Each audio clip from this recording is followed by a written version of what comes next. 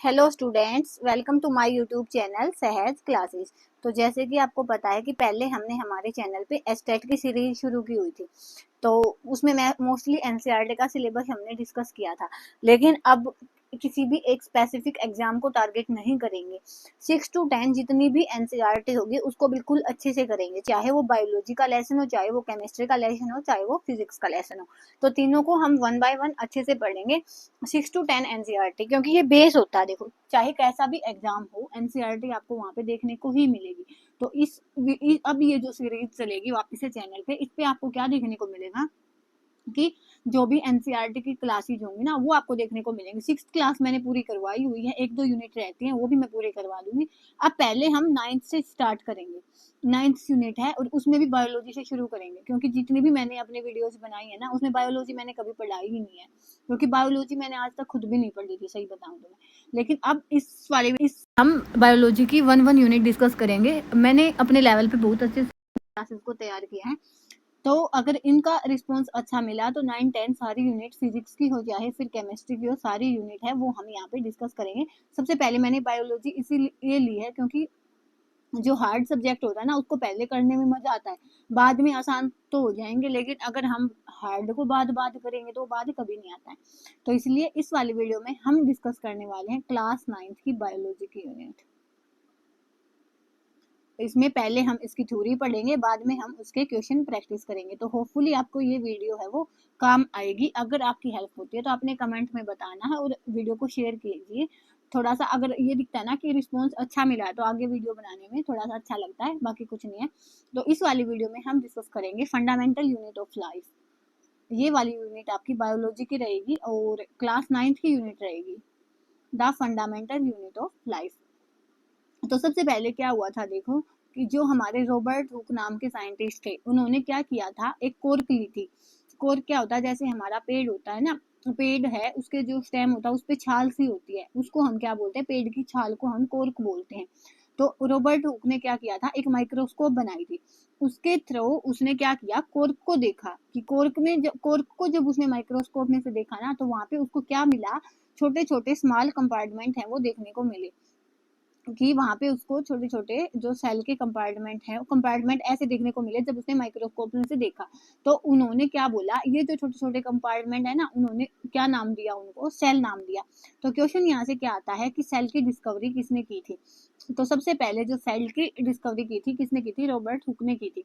लेकिन यहाँ पे बात क्या ध्यान देने वाली है कि जो भी इसने ये किया था ना, सेल की डिस्कवरी, ये क्या थी, एक डेड सेल थी, लिविंग सेल नहीं थी। तो अगर अकेले सेल आए तो भी आपने यही लगाना है, और डेड सेल आए तो भी आपने ये लगाना है। अगर लिविंग सेल आएगी तो वो ल्यूवन होक है, वो हम आगे देखेंगे। तो हो गया क्या कि उसने कोर्क को देखा था, उसने क्या देखा, उसने रॉबर्ट हुक सा that his structure contain small compartment, कि उसकी स्ट्रक्चर में छोटे छोटे कंपार्टमेंट देखने को मिले, जिसको उन्होंने क्या नाम दिया, सेल नाम दिया। सेल एक लैटिन वर्ड है जो जिसका मीनिंग क्या है, लिटिल रूम, छोटा कमरा है। The use of this word cell to describe these units is being used till this day in biology. उन्होंने एक बार इसको वर्ड को डिफाइन किया था कि जो छोटे छोटे कंपार्टमेंट है वो सेल है, और तब से आज तक बायोलॉजी में वही चला आ रहा है कि इसको हम क्या बोलते हैं, सेल बोलते हैं। तो यही चीज थी इसमें से, बस मेन चीज यही थी कि सेल लैटिन वर्ड है, इसको तो आप याद रखो, तो रख लेना कि इसको लिटिल रूम कहते हैं। और बाकी यही है कि सेल की डिस्कवरी किसने की थी, रॉबर्ट हुक ने की थी। सबसे पहले क्या देखा था उसने, कोर्क देखा था, और ये एक डेड सेल थी।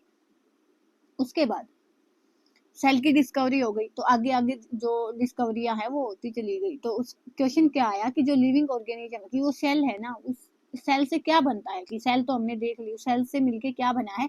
तो उसी के बाद क्वेश्चन आया कि जो हमारे लिविंग ऑर्गेनिज्म है वो किससे बने होते हैं।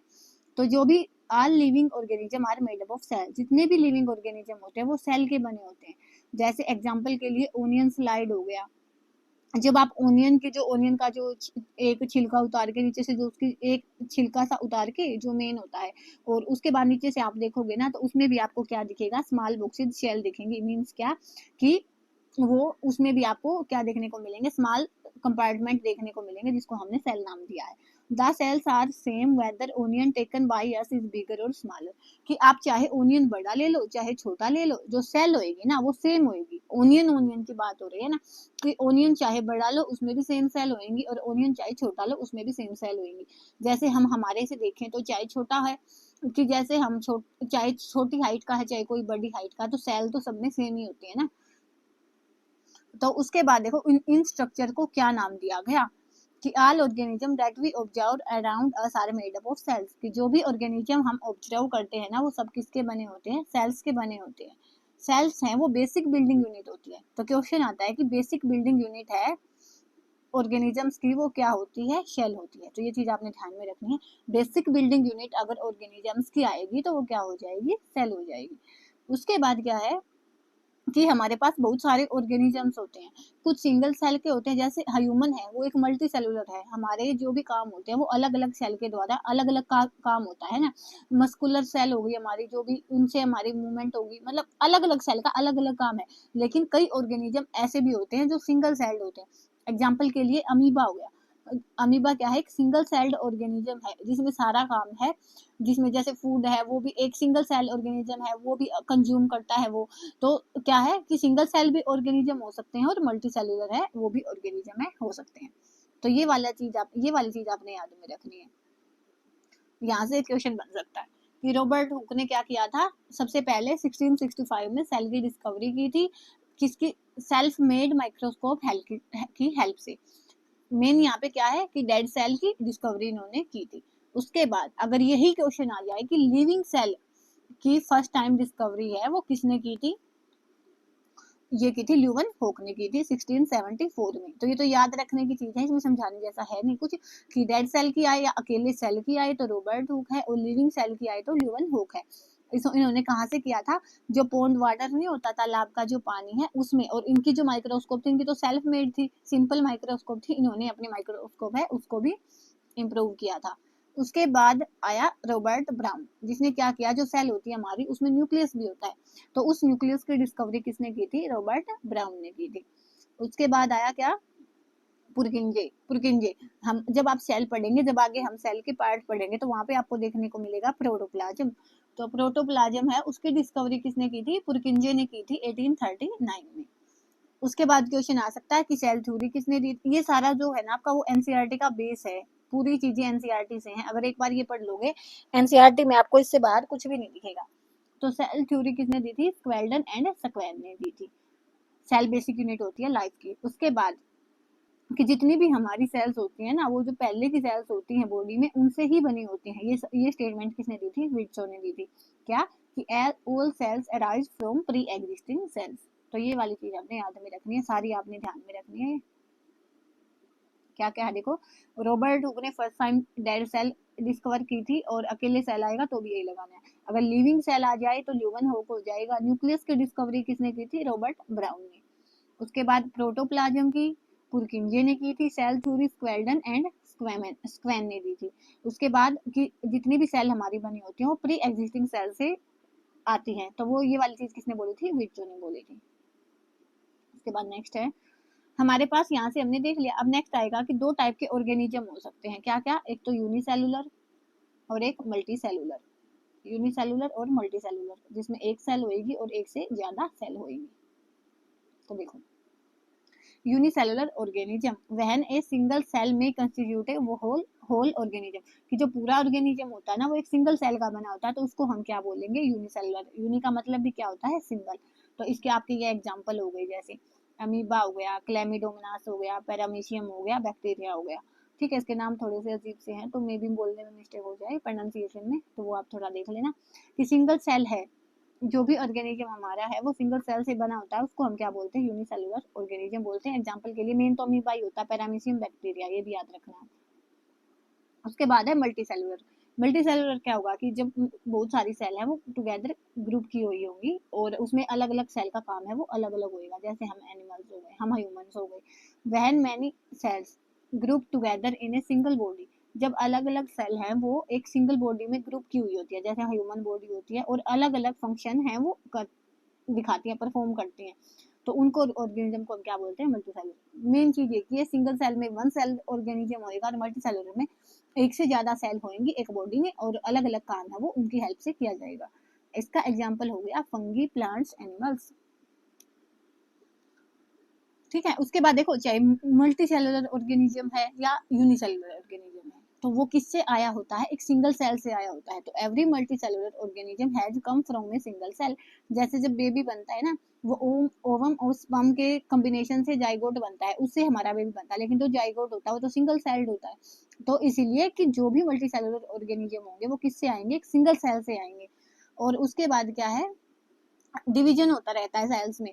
जो सेल्स में डिवीजन होएगा ना वो सेम टाइप की सेल है वो बनाएगा। तो ये चीज है बस, cell divide to produce cells of their own kind, कि सेल है वो क्या करेगा, डिवीजन करेगा खुद जैसे सेल्स को बनाने के लिए। उसके बाद जो भी सेल आएगी वो पहले एग्जिस्ट हुई सेलों से ही बनती है, सेल्स से ही बनती है। ये वाली हमने अभी देखी थी, विर्ट्जो ने स्टेटमेंट दी थी, ये भी आपने याद रखना है। उसके बाद क्या है कि कुछ ऑर्गेनिज्म ऐसे होते हैं कि जो सेल्स हो सकते हैं, का एग्जांपल ले लो, यहाँ पे ब्लड सेल अलग हो गई, बोन सेल अलग हुई, नर्व सेल अलग हो गई जो दिमाग तक हमारे न्यूज नोटिफिकेशन पहुंचाएगी, स्मूथ मसल सेल अलग हो गई। तो इनमें अलग अलग इनका काम होता है, लेकिन सारी किस में होती है, एक सिंगल बॉडी में ही होती है ना। तो ये क्या हो जाएगा, हमारा मल्टी सेलुलर ऑर्गेनिज्म हो जाएगा। तो इस पेज से आपने क्या सीखा, यूनिसेलुलर क्या होगा, उसके बाद मल्टी सेलुलर क्या होगा, और मल्टी सेलुलर हो या सिंगल सेल्ड ऑर्गेनिज्म दोनों ही किससे बनेंगे, स्टार्टिंग में किससे फॉर्म हुए होंगे, वो सिंगल सेल से बने हुए होंगे। उसके बाद क्या है कि एक ऑर्गेनिज्म है उसमें अलग अलग टाइप की सेल हो सकती है, तो ऐसा कुछ इसमें ज़्यादा था नहीं। उसके बाद देखो क्या है कि shape and size of cells are related to specific function they perform, कि शेप हो गई या साइज हो गया सेल का, वो किससे रिलेटेड होता है, कि वो जो काम करते हैं उनसे होता है। जैसे अमीबा है वो अपनी शेप है वो चेंज करता रहता है, कैसे, जब उसको जैसे देखो ये अमीबा की हमारे पास ऐसे स्ट्रक्चर होती है, तो जब उसको खाना लेना होता है ना, जब वो क्या करता है, ऐसे अपना एक ऐसी जगह बना लेता, खाली स्पेस बना लेता, और जैसे ही फूड इसमें आएगा, जैसे ही इसमें फूड आएगा, ये नेक्स्ट स्टेप में क्या करेगा, इस फूड को एनगल्फ कर जाएगा। तो यहाँ पे जो ऐसे आप इसको बनाओ और जो हमारा फूड है वो अंदर जा चुका होता है, ऐसे इसमें फूड कंज्यूम होता है। तो अमीबा अपनी सहूलियत के हिसाब से अपनी शेप है वो चेंज करता रहता है। उसके बाद क्या है, डिवीजन ऑफ लेबर। देखो डिवीजन मीन्स हिस्से करना और लेबर मीन्स काम करना, है ना। तो अलग अलग सेल के द्वारा अलग अलग काम किया जाए तो उसको हम क्या बोलते हैं, डिवीजन ऑफ लेबर बोलते हैं। कि can be seen into multi cellular organism as well as in single cellular organism, कि हर काम है वो जो सेल में जो डिवीजन ऑफ लेबर बांटा हुआ होता है कि इस सेल ने ये काम करना है, इस सेल ने ये काम करना है, चाहे वो मल्टी सेलुलर हो या सिंगल सेलुलर ऑर्गेनिज्म, यूनिसेलुलर, दोनों में ये होता है कि इस सेल के द्वारा ये काम किया जाएगा। तो इसी को हम क्या बोलते हैं, डिवीजन ऑफ लेबर बोलते हैं। उसके बाद देखो सेल ऑर्गेनली, अगर सेल है ना तो उसमें क्या होंगे, कुछ कंपोनेंट भी होते हैं। सेल है वो खुद भी कुछ कंपोनेंट की बनी होती है, तो जिनको हम, ये हमारी सेल हो गई तो इसके अंदर कुछ कंपोनेंट होते हैं, जैसे न्यूक्लियस हो गया, माइटोकॉन्ड्रिया हो गया, उसके जैसे लाइसोसोम हो गए, गोल्गी बॉडी हो गई, एंड वो क्या बोलते हैं उसको, एंडोप्लाज्मिक रेक्टिकुलम हो गया, सारे इसके अंदर ही होते हैं, सेल के पार्ट ही होते हैं, जिनको हम क्या बोलते हैं, सेल ऑर्गेनली बोलते हैं। जैसे हमारी सेल वाल है, इसको भी सेल ऑर्गेनली में हम काउंट करते हैं। तो यही चीज़ है कि क्या, कि सारी सेल, हर एक सेल में क्या होता है कि कुछ कंपोनेंट होते हैं जिनको हम क्या बोलते हैं, सेल ऑर्गेनली बोलते हैं। Each kind of cell organelle perform specific function, हर एक प्रकार की सेल ऑर्गेनली होगी उसका अलग अलग काम होता है। जैसे माइटोकॉन्ड्रिया होता है जिसको आपको पावर हाउस बोला जाता है, लाइसोसोम होता है जिसको सुसाइडल बैग, जो क्लीनिंग एक्शन का काम करेगी, जो हमारे पास गोल्गी बॉडी हो गई वो क्या करेगा, जो भी इंफॉर्मेशन है, जो भी डाटा उनको जो ये एंडोप्लाज्मिक रेक्टिकुलम देता है उसको आगे पहुँचाएगा। तो कहने का मतलब क्या है कि जितनी भी सेल ऑर्गेनली होंगी उनका कुछ अपना एक काम होगा। Such as making new material in the cell, कुछ सेल में नया मटेरियल बनाएगी, कुछ है वो क्या करेंगे, वेस्ट मटेरियल को क्लीन करेंगे, जैसे लाइसोसोम होते हैं।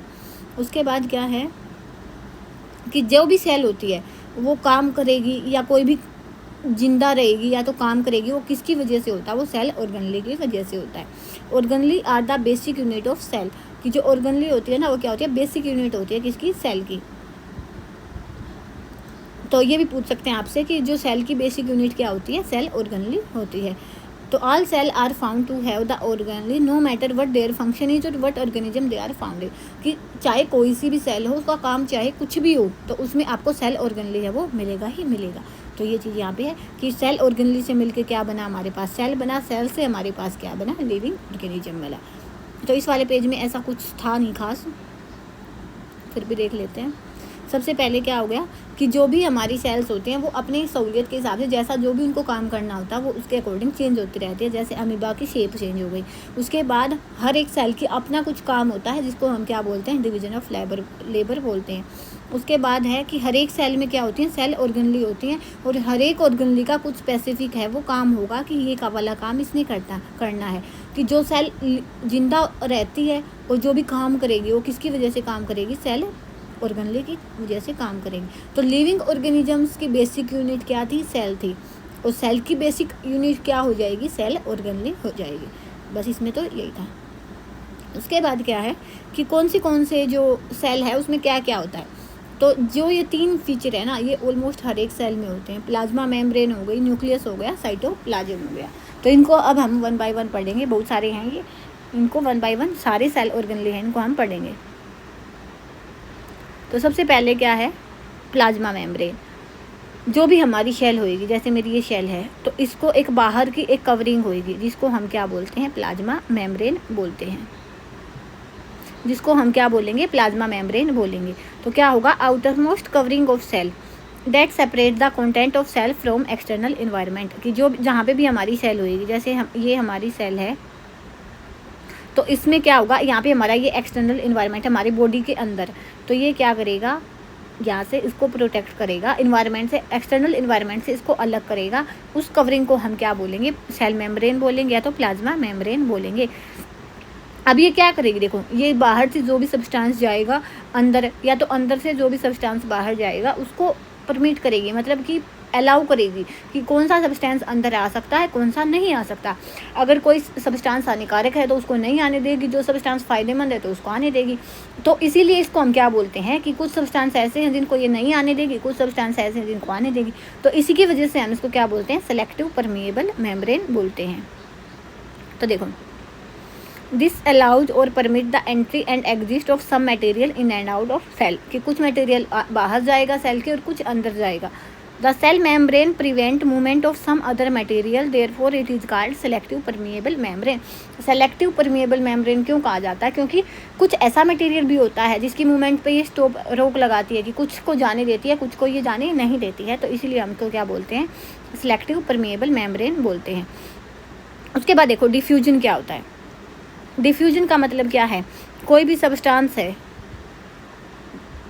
जैसे हमारे पास कोई भी सब्सटेंस है, 2 सब्सटेंस हमने ले लिया एग्जांपल के लिए, आप समझो कि इसमें भी यहाँ पे हमारे पास क्या होगा कि यहाँ पे अगर गैसेस की टर्म में देखें, हम गैसेस की टर्म में देखें कि हमने मूवमेंट दिखानी है, जैसे हम यहाँ से ही देख लेते हैं कि इनसाइड द सेल और आउटसाइड द सेल, कि जैसे हमारा ये सेल है,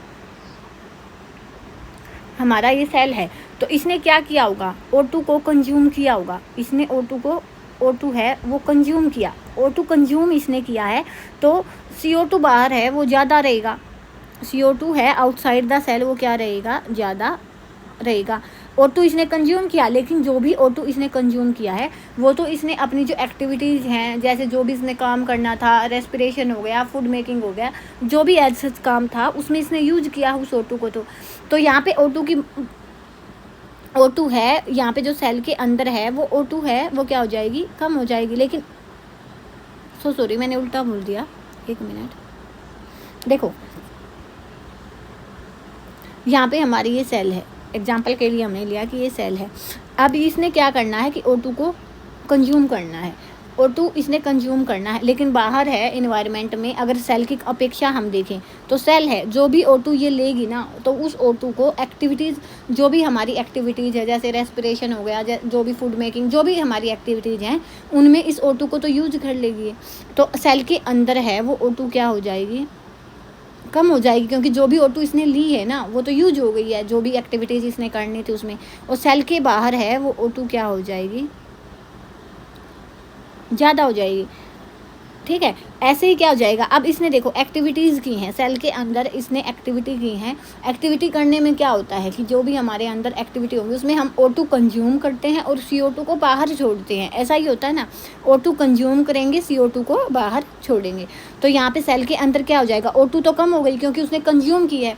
जैसे ही उसने O2 कंज्यूम की तो उसने CO2 को बाहर छोड़ा, तो यहाँ पे CO2 की अमाउंट है वो क्या हो जाएगी, ज़्यादा, और बाहर है वो CO2 की अमाउंट है कम हो जाएगी। तो अगर मुझे मूवमेंट दिखानी हो तो जब भी किसी गैस की हाई कंसंट्रेशन से लो कंसंट्रेशन पे मूवमेंट होगी, high concentration to low concentration होगी, तो उसको हम क्या बोलते हैं, उसको हम क्या बोलेंगे, डिफ्यूजन बोलेंगे। बस इतना आपने ध्यान रखना। किसी भी गैस की मूवमेंट है वो अगर हाई कंसंट्रेशन से लो कंसंट्रेशन पे जाती है तो उसको हम क्या बोलेंगे, डिफ्यूजन बोलेंगे। अब यहाँ पे हमने देख लिया कि हमारी सेल के अंदर क्या है, O2 कम है क्योंकि उसने सारी O2 है वो कंज्यूम की है एक्टिविटी को करने में। CO2 उसने जैसे जैसे O2 कंज्यूम होती गई तो CO2 वो बाहर निकालता गया, तो सेल के अंदर क्या हो गया, और CO2 निकलती गई, O2 कम होती गई, तो CO2 ज़्यादा हो गई, O2 कम हो गई। ऐसे ही जो हमारा बाहर का इन्वायरमेंट है वहाँ पे CO2 तो कम है लेकिन O2 क्या हो गई, ज़्यादा हो गई। तो अगर मूवमेंट हमने दिखानी हो तो मैं अगर यहाँ से बोलूँ कि CO2 की मूवमेंट दिखानी है, अगर मैंने CO2 की मूवमेंट दिखानी है तो CO2 क्या होगा, देखो सेल के अंदर ज़्यादा है बाहर कम है, तो क्या हो जाएगा, सेल टू आउटसाइड हो जाएगा मूवमेंट। अगर ऐसे ही मुझे O2 की मूवमेंट दिखानी हो तो O2 बाहर ज़्यादा है तो ये क्या हो जाएगा, आउटसाइड टू सेल। तो यही चीज़ यहाँ पे बताई गई है। तो देखो अब इसको जल्दी जल्दी पढ़ लेते हैं। डिफ्यूजन क्या हो जाएगा, spontaneous movement of a substance from a region of high concentration to a region of low concentration. High concentration से लो कंसंट्रेशन पे जो मूवमेंट होती है ना उसको हम क्या बोलेंगे, डिफ्यूजन बोलेंगे। ये मैंने गैसेस के एग्जांपल से आपको दिखा दिया है। जो मूवमेंट है ऑक्सीजन और कार्बन डाइऑक्साइड की इसी प्रोसेस से होती है। तो देखो आउटसाइड दी शेल हमने क्या देखा कि O2 ज़्यादा है, O2 ज़्यादा है, और यहाँ पे O2 कम है। O2 कम क्यों है, क्योंकि इसने यूज की है। O2 है जो उसने अपनी एक्टिविटीज़ की हैं उसमें यूज हो चुकी है वो O2। तो O2 यूज हो चुकी है तो यहाँ पे क्या मिलेगा, CO2 हाई कंसंट्रेशन में मिलेगी क्योंकि वहाँ पे जो वेस्ट हो ना, जैसे जैसे उसकी एक्टिविटी होती गई जो वेस्ट निकलेगा, जैसे हम अपने एग्जाम्पल से समझे तो O2 हम लेते हैं, CO2 हम बाहर छोड़ते हैं ना, सेम चीज़ यहीं पर होगी कि O2 हमारे अंदर कंज्यूम होती गई और CO2 अगर हम बाहर ना निकालें तो CO2 हमारी बॉडी में ज़्यादा नहीं हो जाएगी। तो वही चीज़ यहाँ पे है कि O2 तो यूज होती गई तो CO2 की वैल्यू है वो यहाँ पे हो गई ज़्यादा। तो अगर हमने मूवमेंट देखनी है तो O2 की मूवमेंट क्या कहाँ पे जाएगी, आउटसाइड द सेल से इनसाइड द सेल जाएगी। और ऐसे ही अगर यहाँ पे सेल के अंदर O2 कम है और बाहर O2 ज़्यादा है तो बाहर O2 ज़्यादा है तो O2 की मूवमेंट क्या हो जाएगी, ज़्यादा से कम, तो ऐसे हो गई। उसके बाद CO2 देखेंगे तो सेल के अंदर CO2 की ज़्यादा कंसंट्रेशन है, बाहर क्या है, कम है, तो CO2 की कंसंट्रेशन क्या हो जाएगी, इनसाइड से आउटसाइड दी सेल हो जाएगी। तो यही चीज़ यहाँ पे बताई गई है, ठीक है। सेल से आउटसाइड हो जाएगी तो CO2 की सेल से आउटसाइड हो जाएगी और इसकी हो जाएगी। तो इस चीज़ पे मेन चीज़ बस यही ध्यान रखनी थी कि डिफ्यूजन आप किसको बोलोगे, और प्लाज्मा मेम्ब्रेन हम किसको बोलेंगे, आउटर कवरिंग को बोलेंगे। सेल मेम्ब्रेन है वो क्या करेगी, अलग जो भी हमारी सेल है उससे जो आउटर इन्वायरमेंट है उसको अलग करेगी। और सेलेक्टिव परमिएबल क्यों बोलेंगे, क्योंकि ये जो कुछ सब्सटेंस है उनको प्रिवेंट करेगी और कुछ को आने देगी, तो इसलिए हम इसको क्या बोलेंगे, सेलेक्टिव परमिएबल मेम्ब्रेन बोलेंगे। तो ये चीज़ देखो सेम चीज़ यहाँ पे समझाई गई है कि बाहर क्या है, अंदर क्या है, O2 कम है, सेल के अंदर क्या है, O2 कम है क्योंकि, और बाहर क्या है, CO2 ज़्यादा है। O2 कम है, CO2 ज़्यादा है सेल के अंदर है। देखो ये पहले की चीज़ दी गई है कि O2 तो लो है सेल के अंदर और CO2 ज़्यादा क्यों है, क्योंकि O2 यूज होती गई और CO2 है उसकी अमाउंट है वो बढ़ दी गई सेल के अंदर। ऐसे ही जब हमारा एक्टिविटी हो चुकी है, जब एक्टिविटी होएगी तो क्या हो जाएगा कि ऑक्सीजन है, उसके बाद क्या हो जाएगा कि मूवमेंट होने के बाद, ये था मूवमेंट होने से पहले, ये मूवमेंट है जब हो जाएगी तो क्या हो जाएगा कि जो शेल है हमारी, जो ऑक्सीजन का लेवल पहले कम था तो मूवमेंट होने के बाद अंदर ऑक्सीजन ज़्यादा हो जाएगी। और यहाँ पे कार्बन डाइऑक्साइड क्या था, सेल के अंदर ज़्यादा थी और बाहर कम थी, तो सेल इसकी मूवमेंट बाहर हो गई, जो आउटसाइड है वो कार्बन डाइऑक्साइड है वो ज़्यादा हो जाएगा। तो सेम चीज़ यहाँ पे बताई गई है जो मैंने पहले समझाई आपको। तो यहाँ से भी देख सकते हो कि ऐसा क्यों होगा कि CO2 की जो कंसंट्रेशन है वो इनसाइड दी सेल है ज़्यादा होगी और O2 की कम होगी, क्योंकि O2 है वो तो यूज हो जाएगी और यूज होने की वजह से वहाँ से CO2 है वो बनेगी। CO2 high concentration because oxygen given is used by cell in respiration and it excrete carbon dioxide. कि जो वो CO2 है वो हायर क्यों होगी, क्योंकि जो ऑक्सीजन हमने दी है सेल में वो तो उसकी एक्टिविटी में यूज हो जाएगी और कार्बन डाइऑक्साइड वो निकालेगी, तो सेल के अंदर कार्बन डाइऑक्साइड ज़्यादा हो जाएगी और ऑक्सीजन कम हो जाएगी। होपफुली मैं आपको ये समझा पाई हूँ। तो यही चीज़ है कि डिफ्यूजन होगा गैसेज का हाई कंसनट्रेशन से लोअर कंसनट्रेशन पे जाएगा। उसके बाद देखो डिफ्यूजन और ओस्मोसिस थोड़ा सा ही डिफरेंस है। डिफ्यूजन में हम गैसेज ले रहे हैं, ओस्मोसिस में हम क्या लेंगे, लिक्विड लेंगे, सोलवेंट लिक्विड लेंगे। तो देखो इसमें क्या हो जाएगा कि मूवमेंट होगा किसका, लिक्विड के मोलिक्यूल्स का। दो चीज़ें होती हैं हमारे पास, एक होता है सोल्यूट, एक होता है सोलवेंट। सोल्यूट क्या होता है, जो बाहर से हम डालते हैं जो अमाउंट में कम होता है, तो सबको पता होगा। सोलवेंट क्या होता है, जो अमाउंट में ज़्यादा होता है जिसमें हम सोल्यूट को डालते हैं। सोल्यूट प्लस सोलवेंट बना के ही सोल्यूशन बनाते हैं। तो मैंने यहाँ पे 2 सोल्यूशन लिए हैं। एक में तो मैंने डाला है 100 ml वाटर है और एक में डाल दिया मैंने इसमें शुगर, साथ में वाटर है, ये भी 100 ml है। तो यहाँ पे देखो अगर मैंने इसमें शुगर मिलाया है तो कहीं ना कहीं पानी की जो कंसंट्रेशन है इसकी बजाय इसमें क्या हो जाएगी, कम हो जाएगी, और इसमें पानी की कंसंट्रेशन क्या है, ज़्यादा है। तो जैसे हमारा डिफ्यूजन था ना, हाई कंसंट्रेशन से लो कंसंट्रेशन पे जाएगा, ऐसे ही हमारा क्या रहेगा, ओस्मोसिस। लेकिन ध्यान क्या देना है कि ओस्मोसिस में जो मूवमेंट होएगी वो कहाँ से कहाँ होएगी, ओस्मोसिस में मूवमेंट होएगी high solvent concentration to low solvent concentration, high solvent concentration to low solvent concentration। बस आपने ये ध्यान रखना है, बस बाकी दोनों चीज़ सही है कि इसमें उसमें गैस होएगा, इसमें लिक्विड होएगा। तो देखो यही चीज़ यहाँ पे सेम बताई गई है। द मूवमेंट ऑफ वाटर मतलब liquid across the plasma membrane is also affect by the amount of substance dissolve in it. की मूवमेंट है वही तो जो सब्सटेंस हमने डिसॉल्व किया है उसी का तो इफेक्ट पड़ेगा कंसंट्रेशन पे और उसी से मूवमेंट आगे होएगी। तो यहाँ पे देखो, यहाँ पे हमने वाटर लिया हुआ है, यहाँ पे शुगर प्लस वाटर है, तो यहाँ पे वाटर की कंसंट्रेशन हाई है और यहाँ पे वाटर की कंसंट्रेशन है वो लो है। तो इसमें इसलिए जो मूवमेंट होएगी वो कहाँ से होगी, यहाँ से यहाँ तक होएगी कि यहाँ पे हाई वाटर कंसंट्रेशन है और यहाँ पे लो वाटर कंसंट्रेशन है।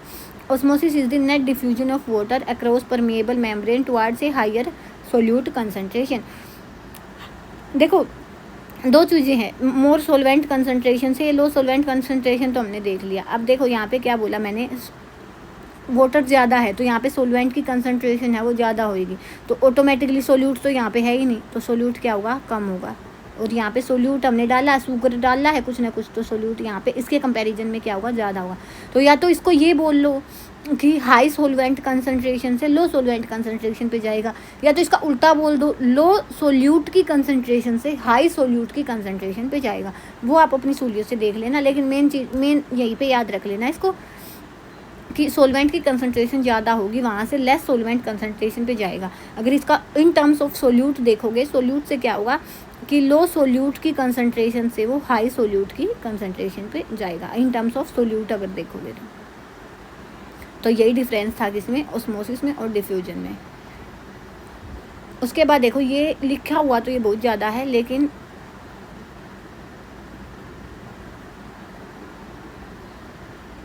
देखो जैसे हमारी ये क्या है, सेल है, उसके बाद यहाँ पे इसके चारों तरफ कुछ भी मीडियम है, तो 3 कंडीशन बनेंगी। 3 कंडीशन कैसे बनेंगी, जो डिफ्यूजन है उसकी एप्लीकेशन इसको लगाओ आप। देखो 3 कंडीशन हमारे पास बनेंगी।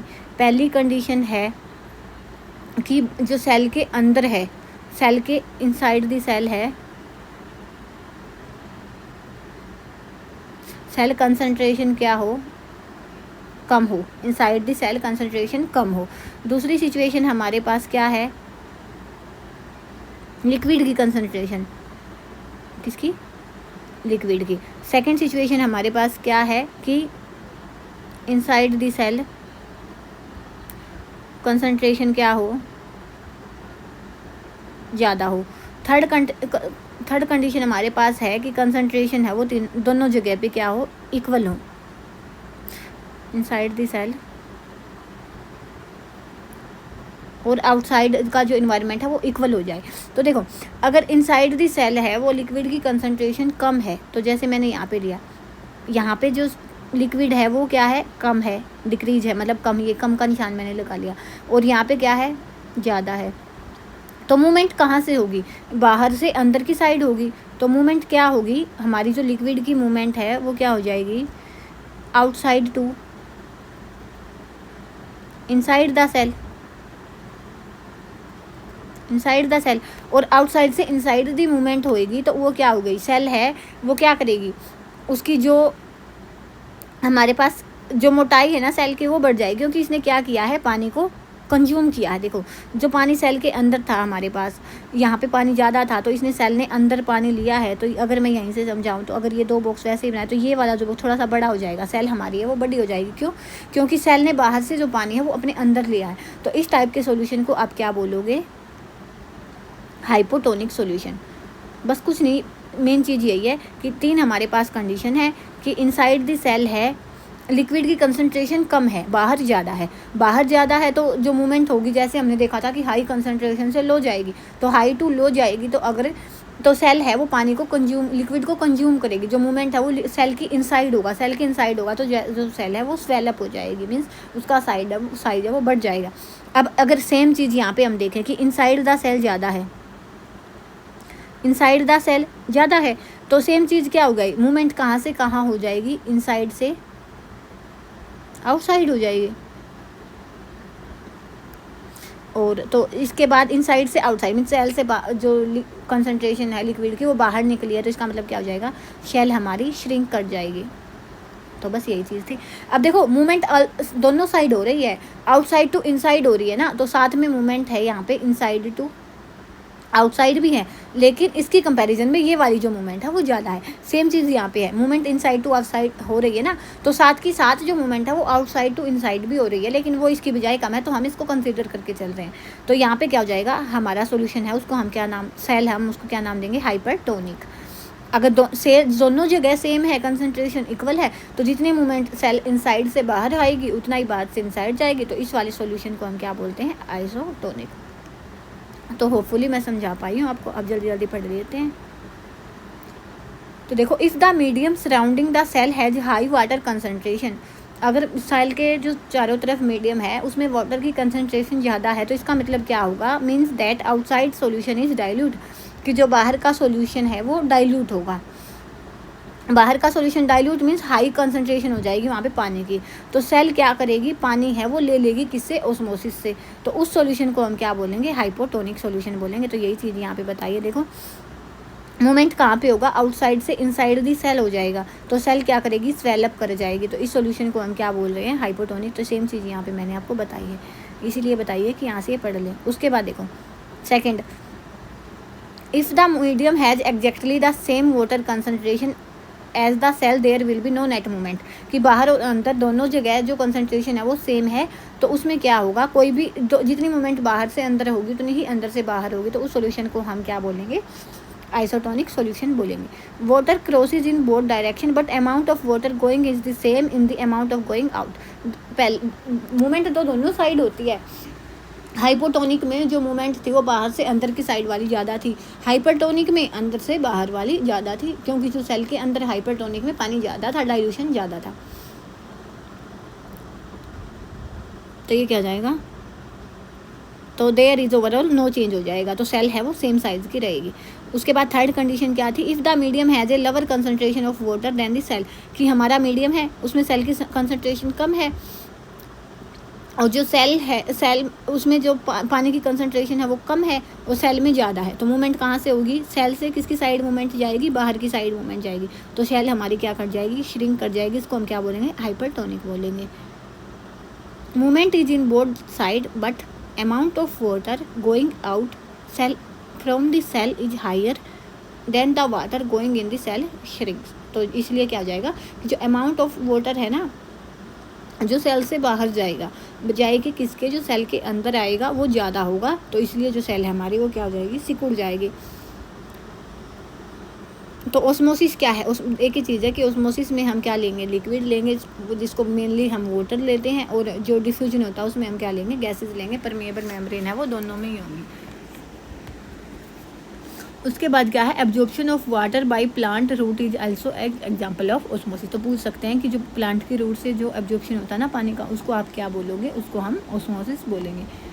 Example of egg in salt water and distilled water. तो देखो सबसे पहले आपने क्या करना, देखो एग की शेल हमारी किसकी बनी होती है, हमारे पास जो सबसे पहले आपने क्या करना है कि कोई भी एक एग लेना है आपने एक एग लेके उसको HCl में डालना है।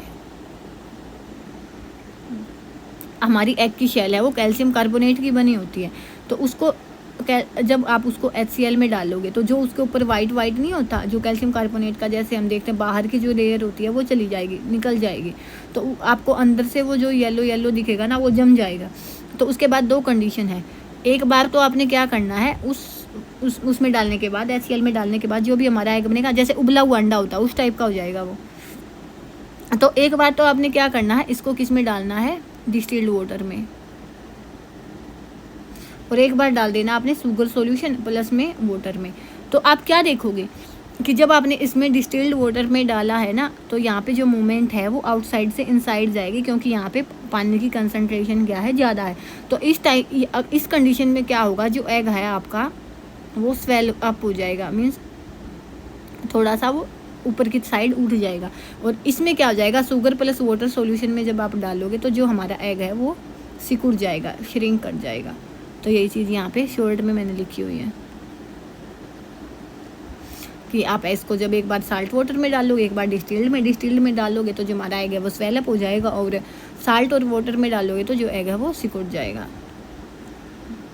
उसके बाद जो प्लाज्मा मेम्ब्रेन होती है वो फ्लेक्सिबल होती है, और किसकी बनी होती है, प्लाज्मा, पहले दो अक्षर याद रख लेना, प्रोटीन और लिपिड की बनी होती है।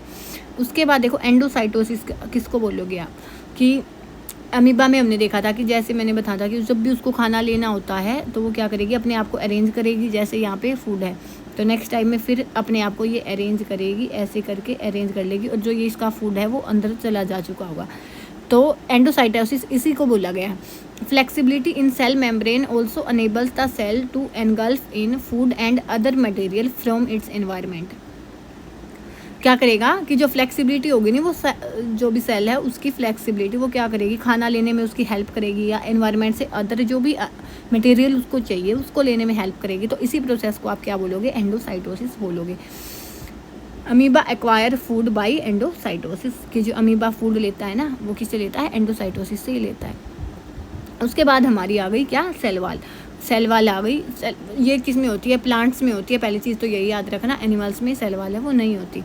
The cell wall lies outside the cell membrane, जैसे हमने सेल मेम्ब्रेन, ये सेल थी हमारी, उसके ऊपर मेम्ब्रेन थी, और उसके भी बाहर एक वॉल आएगी, सेल वॉल, जिसको जो क्या होगी, सेल मेम्ब्रेन के बाहर होगी।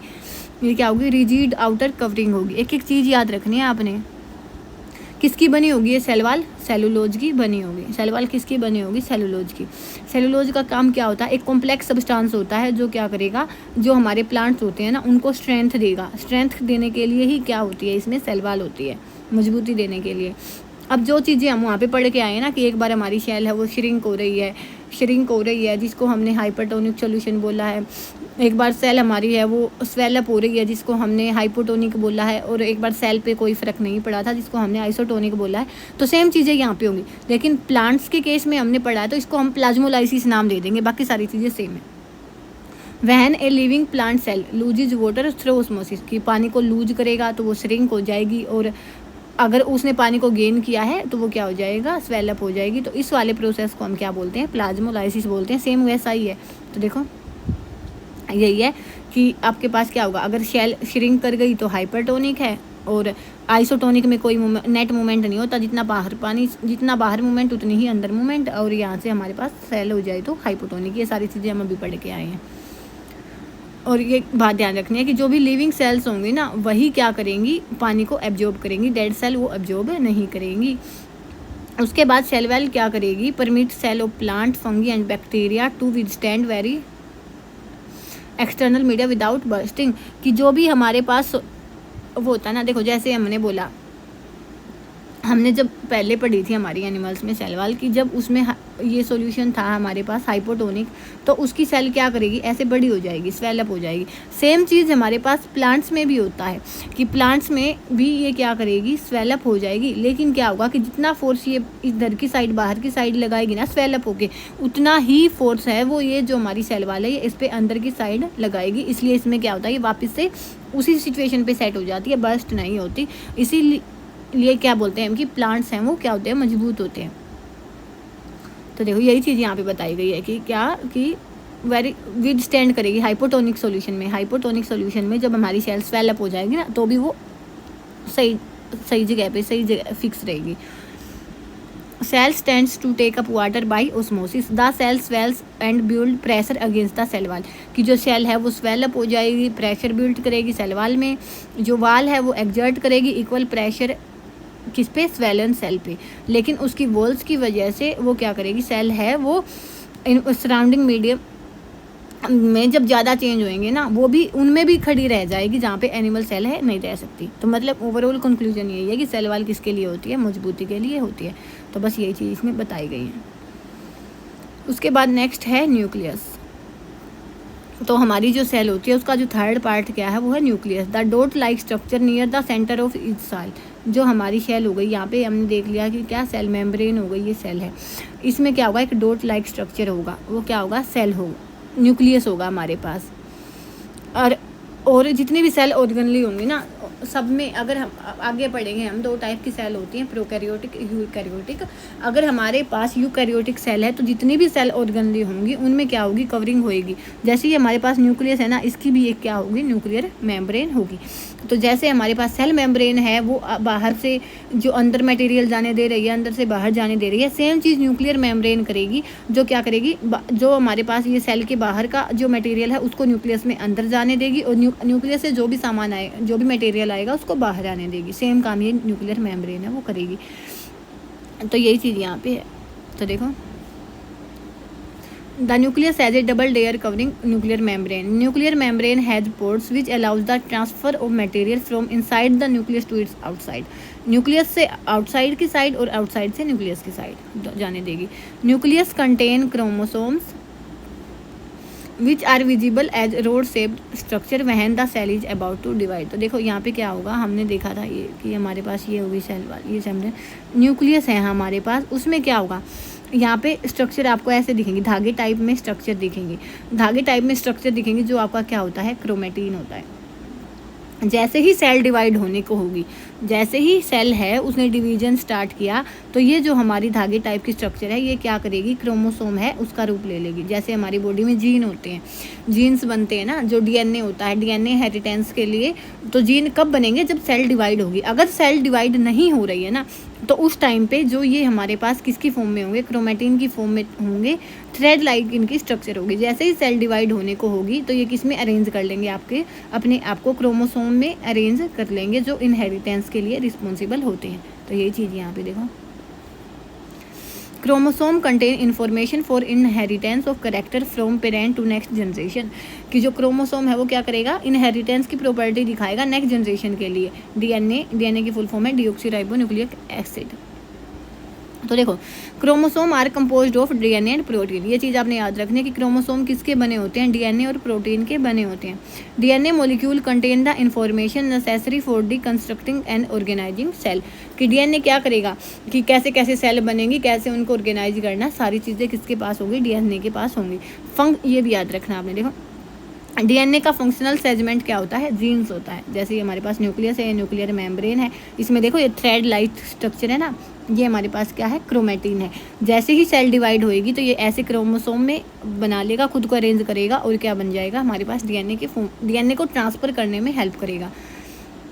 When a cell is not dividing, जब सेल डिवाइड नहीं हो रही है तो वो डीएनए है वो किसका कैसे काम करेगा, क्रोमेटिन मटेरियल के जैसे। और जैसे ही सेल डिवाइड होगी तो क्रोमेटिन किस में चेंज हो जाएगा, क्रोमोसोम में चेंज हो जाएगा। क्रोमेटिन मटेरियल कैसे विजिबल होगा, and large mass of thread like structure. जो क्रोमेटिन है वो थ्रेड लाइक स्ट्रक्चर होगा कि जैसे ही सेल डिवाइड होने को होगी वो अपने आप को क्रोमोसोम में अरेंज करेगा। Nucleus plays an important role in cellular reproduction by which single cell divide and form new cells की जो न्यूक्लियस है ना, डिवीजन में न्यूक्लियस का बहुत ज़्यादा इंपॉर्टेंट रोल है। अगर पूछ ले कि कौन सी सेल ऑर्गेनेल है जिसका डिवीजन में हेल्प है, नई सेल बनाने में मेन रोल है, तो क्या हो जाएगा हमारे पास, न्यूक्लियस हो जाएगा। Organism like bacteria the nuclear region is not defined due to absence of, देखो जैसे बैक्टीरिया हो गया, जैसे मैंने बोला कि हमारा न्यूक्लियस है और इसके अंदर क्या है, एक हमारे पास न्यूक्लियर मेम्ब्रेन है, लेकिन ऐसे न्यूक्लियर मेम्ब्रेन में ना लगाऊं तो वो न्यूक्लियस है वो कहीं तक भी हो सकता है न्यूक्लियस, तो उसकी जब मेम्ब्रेन है वो स्पेसिफाई ना हो तो उस टाइम पे हम उसको क्या बोलेंगे, न्यूक्लियोइड बोलेंगे। जब न्यूक्लियर मेम्ब्रेन नहीं होती तो उस such undefined nuclear region containing only nucleic acid is called a nucleoid, कि उसमें न्यूक्लिक एसिड होते हैं, उसकी मेम्ब्रेन है वो न्यूक्लियर मेम्ब्रेन है वो नहीं होती तो उसको हम क्या बोलेंगे, न्यूक्लियोइड बोलेंगे। जब न्यूक्लियस हमारे पास हो लेकिन उसकी जो मेम्ब्रेन है वो डिफाइन ही ना हो रखी हो तो उसको हम क्या बोलेंगे, न्यूक्लियोइड। तो यहाँ से हमें पता चला कि ऐसा भी कुछ हो सकता है कि जो हमारी मेम्ब्रेन ना हो, तो उसी के भी यहाँ पे दो सेल आई, यहाँ पे प्रोकैरियोट और यूकैरियोट। इनमें मेन डिफरेंस है ये प्रो, वैसे तो देखो प्रो है, प्रो ये ऐसे याद रख लेना कि प्रो चीज़ है तो इसको सेल मेम्ब्रेन की आवश्यकता ही नहीं है। तो प्रोकैरियोट में क्या होती है कि जो सेल मेम्ब्रेन है वो नहीं होती, इसमें जितनी भी ऑर्गेनली होंगी उनमें भी सेल मेम्ब्रेन है नहीं होती, कुछ सेल ऑर्गेनली हैं उसमें इनमें कमी भी हो जाती है, और अगर सेल ऑर्गेनली है तो उसमें मेम्ब्रेन नहीं होगी। जैसे न्यूक्लियस का एग्जांपल हमने देखा, बैक्टीरिया देखा, प्रोकैरियोट का एग्जांपल है कि बैक्टीरिया में न्यूक्लियस की जो बाउंड्री तो है नहीं है तो उसको हमने न्यूक्लियोइड बोला है, न्यूक्लियस नहीं बोला है। यूकैरियोट में सेल मेम्ब्रेन होएगी, जितनी भी ऑर्गेनली होएंगी उनमें भी सेल मेम्ब्रेन है वो होएगी। देखो prokaryote, pro means primitive, karyons means nucleus. Those organism which lack a nuclear membrane, वो ऑर्गेनिज्म जिनमें न्यूक्लियर मेम्ब्रेन है वो नहीं होती है उनको हम क्या बोलेंगे, prokaryote. This also lacks most of other cytoplasmic organelle present in eukaryotic cell, कि प्रोकैरियोट में क्या होता है कि मेम्ब्रेन नहीं होती, मेम्ब्रेन ना होने के साथ साथ इसमें कुछ सेल ऑर्गेनली हैं वो भी नहीं होती है, तो इसमें हम न्यूक्लियस को क्या बोलेंगे, न्यूक्लियोइड बोलेंगे, क्योंकि इसमें बाउंड्री है वो फिक्स नहीं होती। Functions are done by some part of cytoplasm, तो जो भी इसमें फंक्शन करने होते हैं वो साइटोप्लाज्म होता है ना उसके द्वारा ही किए जाते हैं। उसके बाद क्या है, यूकैरियोट। यूकैरियोट में क्या होगा, जिसमें न्यूक्लियर मेम्ब्रेन होएंगी, जितनी भी सेल ऑर्गेनली होएंगी अगर वो यूकैरियोट में आती है तो उसकी सेल मेम्ब्रेन है होएगी होएगी, जो सेल ऑर्गेनली होएंगी ना उनकी भी न्यूक्लियर मेम्ब्रेन होएगी। The chlorophyll in photosynthetic prokaryote bacteria is associated with membrane vesicle. पूछ सकते हैं आपसे कि जो प्रोकैरियोटिक बैक्टीरिया है ना उसमें जो क्लोरोफिल होता है वो तो किस में होएगा, मेम्ब्रेन वेसिकल के फॉर्म में होएगा, बैग लाइक स्ट्रक्चर होती है, और यूकैरियोटिक में प्लास्टिड की फॉर्म में होएगा। अगर प्रेफर करने की बात आती है तो यूकैरियोटिक को प्रोकैरियोटिक की बजाय क्या होती है, ज़्यादा प्रेफरेंस है वो मिलती है। अब हमारा नेक्स्ट आता है क्या, साइटोप्लाज्म। साइटोप्लाज्म क्या है, कंटेंट है, जैसे हमने सेल में पढ़ा ना, अब हम सेल में क्या क्या देख के आ चुके हैं, ये हमारी मेम्ब्रेन है, ठीक है, ये हमारी सेल है, ये सेल मेम्ब्रेन है, इसमें हमने न्यूक्लियस देख लिया जिसमें क्रोमैटिन होगा। अब जो यहाँ पे पूरा सब्सटेंस है, जो सेल के अंदर जो पूरा सब्सटेंस है जिसमें सेल ऑर्गेनली होती हैं उसको हम क्या बोलते हैं, साइटोप्लाज्म बोलते हैं। The cytoplasm is the fluid contain inside the plasma membrane, कि जो साइटोप्लाज्म क्या होगा, एक फ्लूइड होगा जो सेल मेम्ब्रेन के अंदर है। It also contains many specialised cell organelle which perform specific function for the cell. इसमें क्या होती है, बहुत सारी सेल ऑर्गेनली होती हैं, जैसे हमारे लाइसोसोम्स हो गई, गोल्गी ऑपरेटस हो गई, एंडोप्लाज्मिक रेक्टिकुलम हो गई, सारी किस्में होती हैं साइटोप्लाज्म में ही होती हैं। Cell organelle are enclosed by membranes, तो ये तो हमने अभी पढ़ के आए हैं। In prokaryote beside the absence of a defined nuclear region the membrane bound cell organelle are also absent, कि इसमें क्या होता है कि न्यूक्लियर रीजन की तो मेम्ब्रेन होती ही नहीं है, एक डिफाइंड रीजन होता ही नहीं है, उसके साथ साथ इसमें सेल ऑर्गेनली हैं वो भी क्या होती हैं, एब्सेंट होती हैं। और यूकैरियोट में क्या होगा, सेल मेम्ब्रेन, न्यूक्लियर मेम्ब्रेन भी होएंगी और जो ऑर्गेनली होएंगी वो भी होएंगी और उन पे भी मेम्ब्रेन है वो होएगी। अब जो वायरस है देखो, इसकी खुद की कोई मेम्ब्रेन नहीं होती है तो कोई भी इसमें लाइफ होती ही नहीं है, लेकिन जैसे ही वो हमारी बॉडी में जाएगा तो हमारी बॉडी की मशीनरी को ही यूज करेगा, वो अपने जो भी साइड इफ़ेक्ट दिखाने के लिए हमारी बॉडी के पार्ट को ही यूज करेगा। तो वायरस में क्या होती है, मेम्ब्रेन की लैक होती है, नहीं होती मेम्ब्रेन, तो उसमें लाइफ की कोई भी कैरेक्टरिस्टिक आपको देखने को नहीं मिलती है। जब भी वो लिविंग बॉडी में एंटर करेगा तो हमारी ही जो बॉडी की मशीन सेल पे, जिस भी सेल पे वो जाएगा वायरस है, उसी की मशीनरी को हमारे अगेंस्ट काम करने में यूज करेगा। तो ये कुछ डिफरेंसेस हैं। प्रोकैरियोटिक है जो साइज इसका क्या होता है, छोटा होता है। यूकैरियोटिक का बड़ा होता है। इसमें क्या होता है, सिंगल क्रोमोसोम होता है, इसमें एक से ज़्यादा क्रोमोसोम होते हैं। इसमें न्यूक्लियस होता है, न्यूक्लियर मेम्ब्रेन होती है। न्यूक्लियर मेम्ब्रेन नहीं होती तो इसको हम न्यूक्लियोइड बोलते हैं। इसमें सेल ऑर्गनली एब्सेंट होती हैं, इसमें सेल ऑर्गनली प्रेजेंट होती हैं। अगर प्रेफर करने की बात आती है तो यूकैरियोट को हम प्रेफर करेंगे। उसके बाद देखो मेन चीज़ें थी जो हर सेल में होती है वो हम पढ़ के आ चुके हैं। अब जल्दी जल्दी पढ़ेंगे किसको, सेल ऑर्गनली को। अगर आपको स्पीड का इशू है कम ज़्यादा तो आप चेंज कर सकते हो, अगर किसी को ये लगे कि स्पीड ज़्यादा तेज़ है। देखो, every cell has a membrane around it to keep the own content separate from the environment. कि जितनी भी सेल ऑर्गन है, जैसे न्यूक्लियस की देख लिया हमने, न्यूक्लियस मेम्ब्रेन है, माइटोकॉन्ड्रिया की अपनी एक मेम्ब्रेन है, लाइसोसोम की अपनी एक मेम्ब्रेन, हर ऑर्गनली की अगर वो यूकैरियोटिक सेल का है तो एक अलग मेम्ब्रेन होती है कि जो बाहर का इन्वायरमेंट है, जो अंदर का इन्वायरमेंट है वो मिक्स ना हो। उसके बाद देखो क्या है, large and complex cell in multi cellular organism need a load of chemical activities to support their complicated structure. तो क्या होता है कि जो बड़ी बड़ी सेल होती हैं मल्टी सेलुलर ऑर्गेनिज्म में, उनमें अलग अलग तरह की एक्टिविटीज होती हैं कि उनकी स्ट्रक्चर को भी होल्ड ऑन करके रखे वो, और आगे जो भी उनके फंक्शन है वो उनको भी करे। तो to keep these kind of activities separate, इन चीज़ों को सेपरेट करने के लिए हमारे पास क्या होती है, मेम्ब्रेन होती है। और ये ऑर्गेनली है वो इलेक्ट्रॉन माइक्रोस्कोप की हेल्प से ही देखे जा सकते हैं, ऐसे नहीं देखे जा सकते हैं। तो सबसे फर्स्ट ऑर्गेनली हमारे पास क्या है, एंडोप्लाज्मिक रेक्टिकुलम। तो देखो जो चीज़ें मैं बताऊंगी वो आपने याद रखनी है कि क्लाइन एनसीईआरटी की ही है। इसमें एंडोप्लाज्मिक रेक्टिकुलम है वो क्या होगा, पाइप्स का लार्ज ट्यूब्स का लार्ज नेटवर्क होगा, या सीट्स का, जो सीट होंगी ना उसका एक पाइप की फॉर्म में फोल्ड होकर वो एक लार्ज नेटवर्क होगा। It looks like long tubules, round और ओब्लोंग बैग्स। न्यूक्लियस के बिल्कुल नज़दीक होता है। न्यूक्लियस के बिल्कुल देखो, जैसे हमारे पास ये हमारी सेल है, ये न्यूक्लियस है, तो इसके नज़दीक होता है, ये ऐसे पाइप्स की फॉर्म में होता है एंडोप्लाज्मिक रेक्टिकुलम। दो टाइप का हमारे पास होता है, याद रखना आपने, रफ एंडोप्लाज्मिक रेक्टिकुलम और एक स्मूथ एंडोप्लाज्मिक रेक्टिकुलम।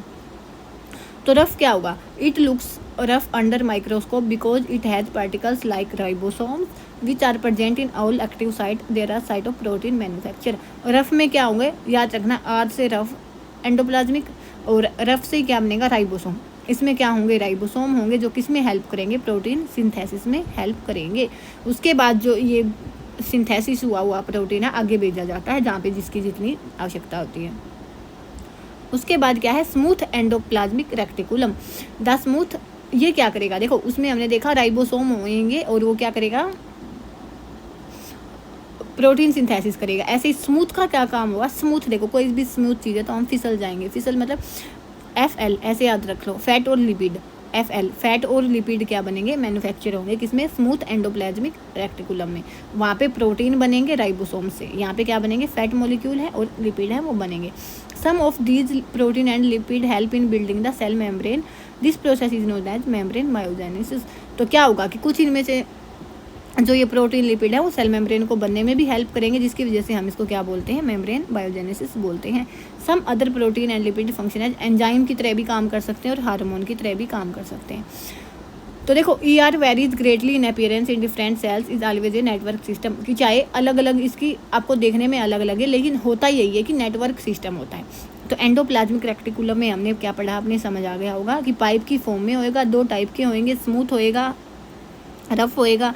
रफ में क्या होगा, राइबोसोम बनेंगे जो किसमें हेल्प करेंगे, प्रोटीन सिंथेसिस में करेंगे। स्मूथ में क्या होगा, फैट लिपिड बनेंगे जो सेल मेम्ब्रेन को बनाने में भी हेल्प कर सकते हैं, जिसको हमने मेम्ब्रेन बायोजेनेसिस कह दिया है, और जो एंजाइम के रूप में भी काम है वो कर सकते हैं। उसके बाद endoplasmic reticulum serve as channels for the transport of material, material का ट्रांसपोर्ट होगा एक जगह से दूसरी जगह पे between various region of cytoplasm, और ये न्यूक्लियस में भी हो सकता है कि जैसे हमारे पास ये साइटोप्लाज्म था और यहाँ पे न्यूक्लियस था, तो न्यूक्लियस से साइटोप्लाज्म भी हो सकता है और साइटोप्लाज्म से न्यूक्लियस भी हो सकता है। ER also function as a cytoplasmic framework surface for some of the biochemical activities। क्यों नहीं है ये, ऐसा है कि इसमें क्या होता है कि कुछ एक्टिविटी होनी होती है ना सेल के अंदर, तो उसको ये एक सरफेस भी दे देता है। या चीज़ है याद करने वाली ये कि जो स्मूथ एंडोप्लाज्मिक रेक्टिकुलम है ना, वो क्या करेगा, जो बहुत सारे ड्रग होंगे, पॉइजन होंगे, उनको डिटॉक्सिफाइंग करेगा, मतलब उनका जो हानि नुकसान है उनको कम करेगा। डिटॉक्सिफाइंग करेगा किसको, ड्रग को और पॉइजन को। कौन, स्मूथ एंडोप्लाज्मिक रेक्टिकुलम। तो होपफुली ये समझ आया होगा मेन चीज़ें इसमें जो थी। उसके बाद है नेक्स्ट गोल्गी एपरेटस। न्यूक्लियस देख लिया, उसके लगते ही क्या था, एंडोप्लाज्मिक रेक्टिकुलम था जिसमें 2 पढ़ लिए स्मूथ रेफ, उसके ही लगते क्या हो जाएगा, गोल्गी एपरेटस। कि जो भी एंडोप्लाज्मिक रेक्टिकुलम से आएगा उस वहाँ से इन्फॉर्मेशन आएगी या जो भी चीज़ें आएंगी उनको आगे तक पहुँचाएगा, वो काम कौन करेगा, गोल्गी एपरेटस करेगा। डिस्क्राइब बाई कैमिलो गोल्गी, किसने डिस्क्राइब किया, ये कैमिलो गोल्गी ने। इसमें भी क्या होता है, पाइप का सिस्टम होता है। तो देखो Golgi apparatus consist of a system of membrane bound vesicles, जैसे वहाँ पे नहीं था flattened bags, bag sacs means bag type की होती है, पाउच टाइप की, parallel to each other in stacks called cisterns. तो जैसे हमारे पास ये थे ना, जैसे ये थी हमारे पास एंडोप्लाज्मिक रेटिकुलम थे, सेम ऐसे ही क्या होगा हमारे पास, इसके लगते ही क्या होगा, गोल्गी बॉडी होगा, जिसमें क्या होंगे, ऐसे पाइप सी लगी होंगी, आप ऐसे बोल सकते हो कि पाइप सी है हमारी, वो लगी होंगी जो आगे क्या पहुँचाएंगी, information पहुँचाएंगे। These membrane often have connection with the membranes of ER and therefore constitute another portion of a complex cellular membrane system। तो ये क्या करेंगी, आगे ER से भी जुड़ेंगी और आगे भी जुड़ेंगी और यहाँ की सामान को वहाँ पे पहुँचाएंगी। The material synthesised near the ER is packaged, कि जो भी मटेरियल है एंडोप्लाज्मिक रेक्टिकुलम में सिंथेसाइज होगा वो पैक करेगा, डिस्पैच करेगी, अलग अलग टारगेट पे उनको कौन पहुँचाएगा, गोल्गी एपरेटस पहुँचाएगा। कई बार क्या होता है, इन सम केसेज कॉम्प्लेक्स शुगर में भी made from simple sugar in Golgi apparatus, कि जो कॉम्प्लेक्स शुगर है ना वो सिंपल शुगर में भी कहाँ पे बदलती है, गोल्गी एपरेटस में बदलती है। The Golgi apparatus is also involve in formation of lysosome, कि लाइसोसोम के जो फॉर्मेशन में भी जो गोल्गी बॉडी है वो हेल्प करेगा। तो देखो यहाँ पे अब क्वेश्चन प्रैक्टिस करेंगे ना, वहाँ से कॉन्फिडेंस आएगा। बायो में समझने का बहुत कम होता है, मैक्सिमम चीज़ें आपको याद करनी होती हैं, जितना समझाने का होता है मैं कोशिश करती हूँ कि आप समझ आपको आ जाए। उसके बाद नेक्स्ट क्या है, lysosomes. Lysosomes are membrane bound sac filled with digestive enzyme. Lysosome क्या होते हैं कि मेम्ब्रेन बाउंड सैक्स होते हैं, थैलियाँ होती है, पाउच टाइप होता है, जिसमें क्या होते हैं, डाइजेस्टिव एंजाइम। डाइजेस्ट मीन्स हर किसी को डाइजेस्ट करेगा, वहाँ पे कुछ ख़राब सामान है उसको डाइजेस्ट करेगा, कोई चीज़ वहाँ पे पच नहीं रही उसको डाइजेस्ट करेगा। सेल को मतलब साफ़ सुथरा रखने में हेल्प कौन करेगा, लाइसोसोम करेगा, इसीलिए इसको हम सुसाइडल बैग भी कहते हैं। इसमें क्या होती है, डाइजेस्टिव एंजाइम भी होती है, और वो जो डाइजेस्टिव एंजाइम होती है वो किसकी बनी होती है, रफ एंडोप्लाज्मिक रेक्टिकुलम की बनी होती है। Lysosomes are a kind of waste disposal system of the cell. It help to keep the cell clean by digesting, जो भी मटेरियल वहाँ से आएगा, या कोई सेल ऑर्गनली है उसमें कोई चीज़ें है, कोई मटेरियल है वो टूटा फूटा है, तो उसको ये क्या कर लेगा, डाइजेस्ट कर लेगा, वहाँ पे उसको क्लियर करेगा। Lysosome break complex substances into simple substance. They contain powerful digestive enzymes. Main ही चीज़ यहाँ पे की बात याद रखो, डाइजेस्टिव एंजाइम्स में होंगी, जो भी चीज़ें आएंगी उनको डाइजेस्ट करेगा, साफ सुथरा वो वहाँ पे रखेगा। During the disturbance in cellular metabolism, when cell gets damage, lysosome may burst and the enzyme digest their own cell. तो क्या होगा, कई बार क्या होता है कि जब सेल डैमेज होगी ना तो लाइसोसोम वो बर्स्ट हो जाएगा, और जो सेल है वो क्या करेगी, उसको खुद ही डाइजेस्ट कर लेगी। तो इसीलिए हम उसको क्या बोलते हैं, suicide bag of a cell, कि सेल क्या करेगी, खुद ही खुद को डाइजेस्ट करेगी। तो इसीलिए आप इनको क्या बोल देते हो, सुसाइडल बैग है वो भी बोल देते हो। ठीक है, तो ये हमने पढ़ लिया क्या, लाइसोसोम। उसके बाद क्या है, माइटोकॉन्ड्रिया। माइटोकॉन्ड्रिया का एक ही काम है, पावर हाउस है हमारी सेल का। इसमें भी 2 मेम्ब्रेन होती हैं, आउटर मेम्ब्रेन एक पोरस होगी और एक इनर मेम्ब्रेन क्या होगी, फोल्डेड होगी। फोल्ड क्यों है, क्योंकि इसमें देखो पावर हाउस है, पावर हाउस हमारे घरों के पावर हाउस एनर्जी हमें देते हैं, जैसे हमारे घरों में बिजली आते हैं, तो वैसे ही सेल का पावर हाउस हम माइटोकॉन्ड्रिया को बोलेंगे। इसमें जो एनर्जी की यूनिट होगी, जैसे हमारी जूल होती है, तो यहाँ पे क्या हो जाएगी, ATP हो जाएगी, एडेनोसिन ट्राइफॉस्फेट। तो जितनी ज़्यादा यहाँ पे देखो, एक तो मैं यहाँ पे सीधा लगाऊँ, एक यहाँ पे, तो यहाँ पे सरफेस एरिया ज़्यादा है, तो यहाँ पे जो एनर्जी होएगी वो प्रोड्यूस होएगी, वो भी क्या हो जाएगी, ज़्यादा हो जाएगी। These folds increase surface area for ATP generating chemical reaction। यहाँ से इन फोल्ड के इंक्रीज होने से क्या बनेगा, यहाँ पे सरफेस एरिया वो इंक्रीज हो जाएगा। The energy used in various chemical activities of cell are released by mitochondria. Energy power house ही बोल दिया, तो जो भी एनर्जी यूज होती है ना हर अलग अलग एक्टिविटी में, वो कहाँ से मिलेगी, हमारे पास माइटोकॉन्ड्रिया से हमें मिलेगी, in the form of ATP मिलेगी। एटीपी क्या है? ATP is known as the energy currency of the cell. Energy currency आप इसको बोल सकते हो। The body uses energy stored in ATP for making new chemical compound. And कोई भी काम करना या कोई एनर्जी स्टोर करनी है तो ये क्या करेगा? एनर्जी लेंगे हम। कहाँ से लेंगे? माइटोकॉन्ड्रिया से लेंगे। किस फॉर्म में लेंगे? एटीपी की फॉर्म में लेंगे। माइटोकॉन्ड्रिया है ना, उसका क्या होता है? आउन डीएनए और राइबोसोम। खुद का एक डीएनए होता है, राइबोसोम्स होता है। सम ऑफ देयर आउन प्रोटीन। ये अपनी अपनी प्रोटीन है, वो खुद बना सकते हैं। तो ये चीज़ याद रखनी है कि खुद का डीएनए होता है और खुद के राइबोसोम्स होते हैं। उसके बाद देखो क्या है? Plastids. It is found in plant cells, not in animal cell. Plastid, P से प्लास्टिड और पी से प्लांट सेल में ये मिलेगा, एनिमल सेल में ये नहीं मिलेगा। तो दो टाइप का होता है, एक क्रोमोप्लास्ट, एक ल्यूकोप्लास्ट। ल्यूकोप्लास्ट स्टोरेज के लिए होता है। क्रोमोप्लास्ट में जो देखो अलग अलग पिगमेंट होते हैं जो प्लांट्स को अलग अलग कलर्स देते हैं, वो किस में होते हैं? क्रोमोप्लास्ट में होते हैं। जैसे क्लोरोफिल है, ग्रीन लीव्स की वजह से ग्रीन लीव्स में जो भी क्लोरोफिल होता है उसकी वजह से फोटोसिंथेसिस होता है, तो वो किसकी हेल्प से होगा? क्रोमोप्लास्ट की। और जो भी चीज़ें स्टोर होंगी वो किस में स्टोर होंगी? ल्यूकोप्लास्ट में। बस यही है इसमें। तो the chromoplast containing the pigment chlorophyll are known as chloroplast. कि जो क्लोरोफिल पिगमेंट को लिए होता है ना, वो क्लोरोप्लास्ट होता है। ये किस में इंपॉर्टेंट होते हैं? फोटोसिंथेसिस में होते हैं। बाकी जो भी अलग अलग पिगमेंट होते हैं ना, क्लोरोफिल जैसे ग्रीन के अलावा अलग अलग जो भी रंग देखने को मिलते हैं, वो भी किसकी वजह से होते हैं? क्लोरोप्लास्ट की ही वजह से होते हैं। जो इंटरनल ऑर्गेनाइजेशन होता है क्लोरोप्लास्ट का, उसमें क्या होती है? लेयर होती हैं। जैसे हमारा कोई भी मटेरियल है उसमें अलग अलग लेयर होते हैं, जिसको आप क्या बोलते हो? स्ट्रोमा बोलते हो। उसके बाद देखो ल्यूकोप्लास्ट क्या है? स्टोरेज के लिए। These are organ layer in which material such as starch हो गया, ऑयल हो गया, प्रोटीन हो गया, वो स्टोर होते हैं। जैसे हमारे पास माइटोकॉन्ड्रिया का अपना डीएनए और राइबोसोम था, प्लास्टिड का भी अपना जो डीएनए है और राइबोसोम है वो होता है। लास्ट 1-2 ही पेज रहता है बस, उसके बाद क्वेश्चन प्रैक्टिस करेंगे। क्या हमारे पास? Vacuoles are storage sacs for solid and liquid content. कि वैक्यूल्स क्या होंगे? स्टोरेज बैग पाउच टाइप हो जाएंगे। सेक्स का मतलब होता है थैला या कोई बैग टाइप, पाउच टाइप। तो ये क्या होंगे? लिक्विड कंटेंट को या सॉलिड कंटेंट को स्टोर करने के लिए होते हैं। एनिमल सेल में क्या होंगे? छोटे होंगे। और प्लांट सेल में ये क्या होंगे? बड़े होंगे। The central vacuole of some plant cells may occupy 50 to 90% of cell volume. कि जो ये इतने बड़े होते हैं ये प्लांट्स में, कि जो 50 से 90% है वो सेल का वॉल्यूम है, ये कंज्यूम किए होते हैं। In plants cell vacuoles are full of cell sap and provide turbidity and rigidity to cell. कि जो भी सेल में हार्डनेस होती है ना, वो कौन प्रोवाइड करेगा? सेल वैक्यूल है वो प्रोवाइड करेगा। जैसे हमारी अमीबा में हमने फूड वैक्यूल दी थी, जहाँ पे खाना जाता है, तो इन अमीबा में क्या हो जाएगा? जो सिंगल सेल ऑर्गेनिज्म होता है amoeba, food vacuoles contain food items that amoeba has to be consume. कि जो इसमें क्या होते हैं? फूड होता है। जैसे हमने यहाँ पे देखा, इसमें क्या होता है? इसमें सेल का कुछ लिक्विड टाइप का, मतलब सेल सेप पार्ट होता है, जो क्या करेगा? प्लांट्स को टर्बिडिटी, रिजिडिटी पूछेंगे तो ये पूछेंगे कि सेल वैक्यूल्स का साइज है वो किस में बड़ा होता है? हमारे पास प्लांट्स में बड़ा होता है। किसके लिए यूज होते हैं? जो प्लांट की रिजिडिटी, हार्डनेस है, उसको प्रोवाइड करने के लिए। अमीबा में क्या होता है? फूड होता है वैक्यूल्स में। In some unicellular organism specialised vacuoles also play important role in expelling excess water.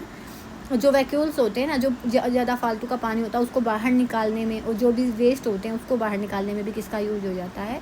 Vacuoles का यूज हो जाता है। कुछ स्पेशलाइज्ड वैक्यूल्स होते हैं जो यहाँ पे यूज होते हैं।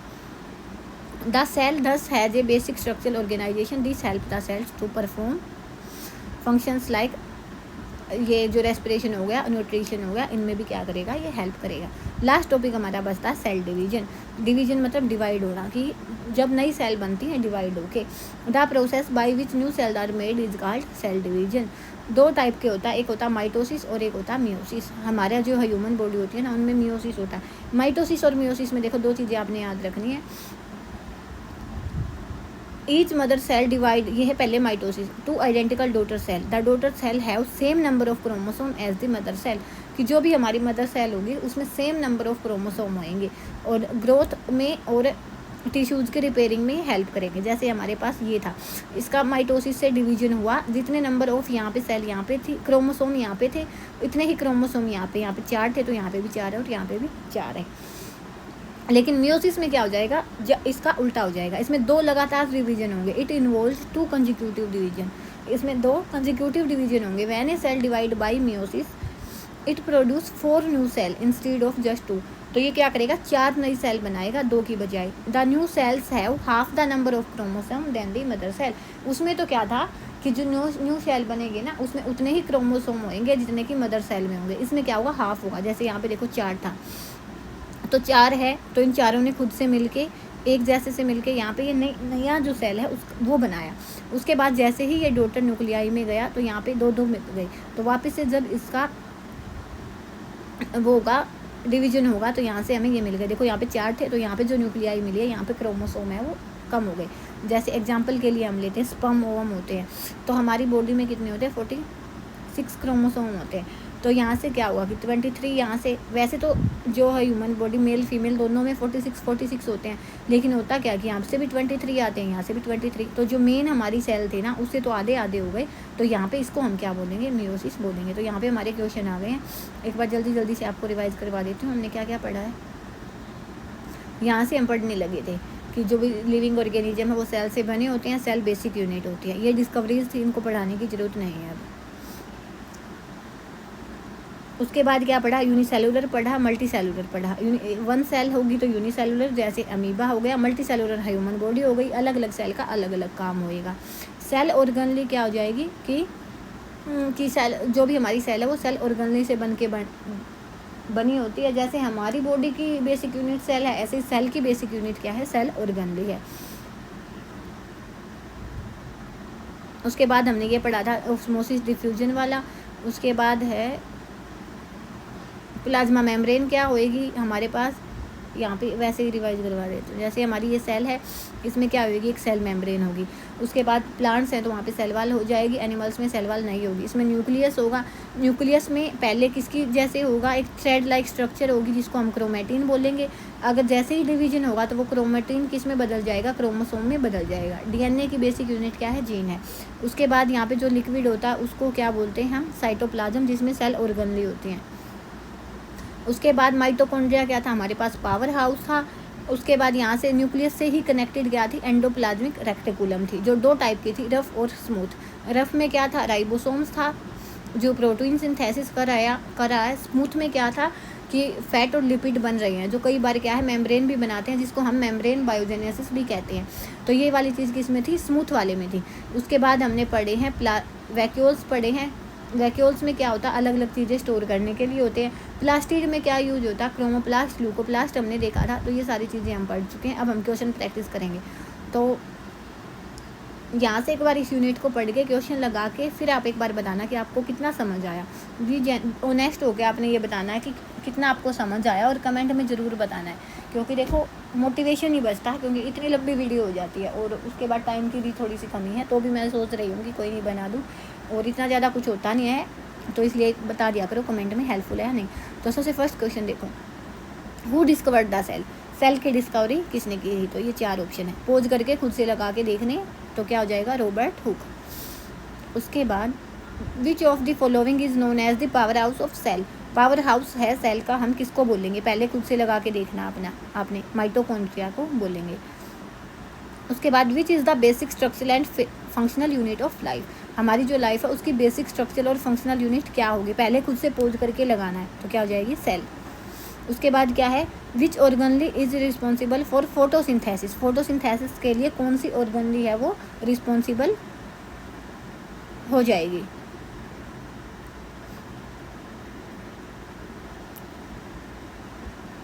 तो ये क्या हो जाएगी हमारे पास, क्लोरोप्लास्ट। जैसे हमने देखा था ना क्लोरोफिल से जो ग्रीन लीव्स होती है उसमें क्लोरोफिल होता है, तो वो किसके लिए हो जाएगा, क्लोरोप्लास्ट हो जाएगा। तो सारा कुछ पढ़ाया हुआ है। देखो, which of following is not found in animal cell, animal cell में क्या नहीं मिलती है, हमें सेल वाल नहीं मिलती है। The jelly like substance present between cell membrane and nucleus, हमने अभी देखा था ना कि ये न्यूक्लियस है, यहाँ पे क्या प्रेजेंट होता है, हमारे पास साइटोप्लाज्म होता है। उसके बाद which of following is single celled organism, तो क्या हो जाएगा, अमीबा। उसके बाद कंट्रोल सेंटर क्या हो जाएगा, सेल का, जो हमारी सेल है उसको पूरी तरह से कौन कंट्रोल करता है, तो क्या हो जाएगा, nucleus. Which of following organelle is involve in packaging and transport, जो पैकेज करेगा और आगे ट्रांसपोर्ट करेगा, तो उसमें कौन सी यूज होगी, गोल्गी अपरेटस। अभी पढ़ के आए हैं ना। सेल वॉल किसकी बनी होती है, आसान है, सेलुलोज की। उसके बाद which part of cell contain heredity material. Heredity material अभी हमने पढ़ा था कि कौन सा पार्ट होता है, न्यूक्लियस। जो हमने देखा था कि पहले क्रोमेटिन होता है थ्रेड लाइक स्ट्रक्चर, उसके बाद वो क्या बन जाता है, न्यूक्लियस में होता है, उसके बाद वो क्या बन जाता है, जीन्स बनेंगे, क्रोमोसोम बनेंगे और डीएनए इनहेरिटेंस में हेल्प करेंगे। विच ऑफ फॉलोइंग ऑर्गेन है सुसाइडल बैग। सुसाइडल बैग क्या हो जाएगा, lysosome. What is the function of ribosome. तो राइबोसोम का फंक्शन क्या हो जाएगा, प्रोटीन सिंथेसिस। पोज करके पहले खुद से देखने हैं आपने। Which organelle helps in the detoxification in drug in liver cell. Detoxification के लिए कौन सा देखा था हमने, smooth endoplasmic reticulum. Outermost layer of a plant cell is क्या कहलाएगी, तो क्या कहलाएगी, सेल वॉल। तो देखो 15 तो ये थे, आगे 10 क्वेश्चन हो रहे हैं वो देख लेते हैं। Which of following is the smallest unit of life. तो स्मॉलेस्ट यूनिट क्या हो जाएगी, cell. Which of following is a prokaryotic cell. तो इनमें से आपने बताना प्रोकैरियोटिक सेल कौन सी होगी, तो bacteria. Which part of plant cell provide rigidity and support. तो कौन सा पार्ट है जो क्या करेगा, रिजिडिटी और सपोर्ट प्रोवाइड करवाएगा, तो क्या हो जाएगा, सेल वॉल। उसके बाद क्या है, what is the function of nucleus. Nucleus का फंक्शन क्या होता है, control of cell activities and inheritance. Option पढ़ के मैं इसलिए नहीं दिखा रही क्योंकि वीडियो पहले ही लेंथी हो चुकी है। Which of following is present only in plant cell. Time भी बहुत ज़्यादा हो गया होगा। प्लांट सेल में ही होता है, ऐसा क्या होता है, हाँ, क्लोरोप्लास्ट, जो किसमें, फोटोसिंथेसिस में हेल्प करेगा। What is the semi permeable structure surrounding the cell called. तो उसको हम क्या बोलेंगे, सेल मेम्ब्रेन बोलेंगे। The fluid inside the nucleus is called. ये तो हम पढ़ के आए हैं अभी। देखो ये क्या है, न्यूक्लियस आएगा तो न्यूक्लियोप्लाज्म, सेल आएगा तो साइटोप्लाज्म। तो ये क्या हो जाएगा, 8th का B, nucleoplasm. The function of ribosome is protein synthesis. Which cell organelle act as cleaning agent. Cleaning agent हो या तो फिर सुसाइडल बैग हो तो क्या हो जाएगा, लाइसोसोम। तो यहाँ पे जाके हमारी यूनिट है वो पूरी होती है। होपफुली मैं आपको समझा पाई हूँ। तो नेक्स्ट वीडियो में अगर रिस्पॉन्स अच्छा मिला तो ही वीडियो लाऊंगी, वरना तो देखो मुंह भी दुखने लग जाता है। रात के टाइम में वीडियो बनानी पड़ती है, तो अगर सपोर्ट अच्छा होगा तो ही बनाएंगे, अदरवाइज़ नहीं बनाएंगे। तो आज के लिए इतना ही। नेक्स्ट वीडियो में हम मिलेंगे नेक्स्ट टॉपिक के साथ, नेक्स्ट यूनिट के साथ। तब तक के लिए धन्यवाद। Thanks for watching my video.